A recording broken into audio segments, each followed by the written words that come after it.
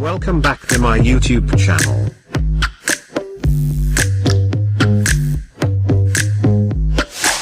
First of all, thank you for your support, love and feedback.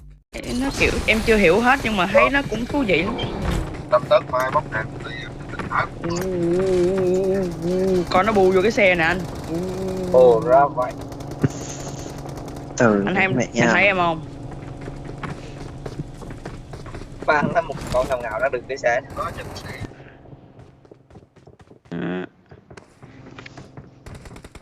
Đúng rồi. Tâm tấn mai ý là hỏi anh trước vậy.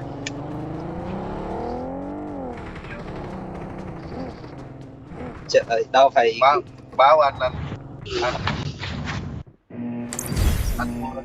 em đã chặn anh rồi mà. Tôi chặn anh rồi mà. Nhiều khi Chơi hết ván này nghĩ mấy em hết pin rồi. Bữa em ok.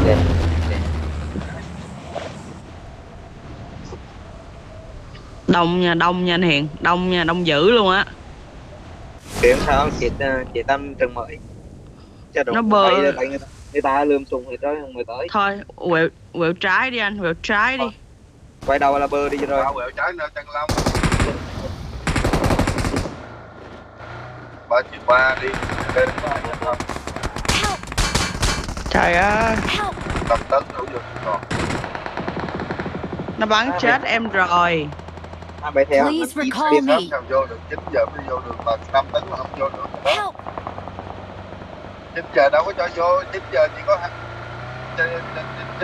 2 tiếng rưỡi đổ lại thôi. Lên bay đến chiều sao chưa đi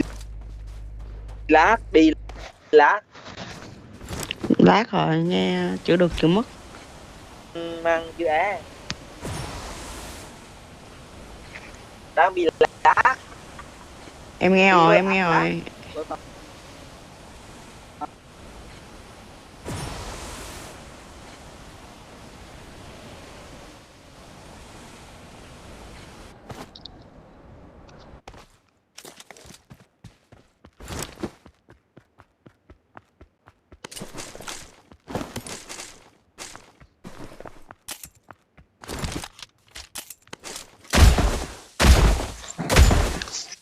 Chết rồi. Alo Nghe mất bà cơ. Giờ em vẫn nghe nó lát á. Mấy thằng mark the location. Chết rồi.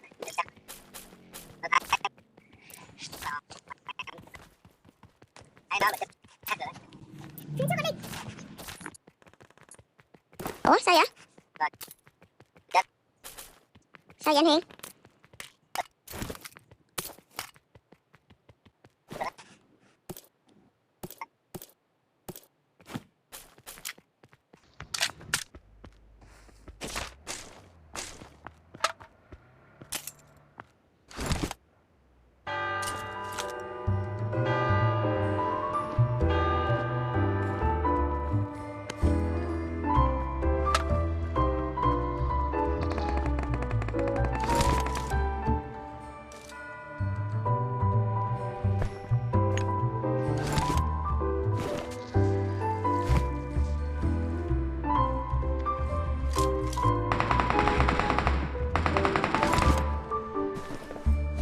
Để chị được anh cứu gái HC ơi. Help. Ủa anh đâu vậy? Anh chết rồi mà. Đang được mặt bạn mất. Anh chết rồi mà anh Hiền.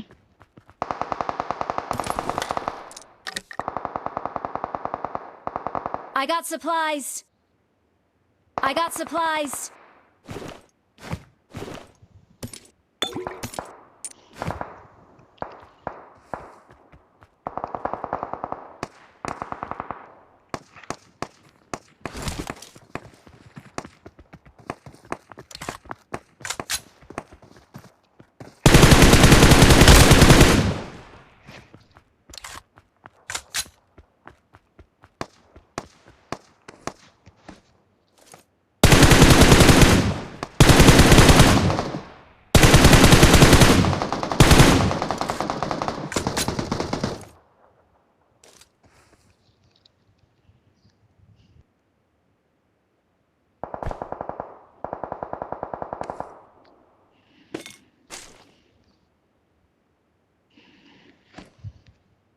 Get in the car.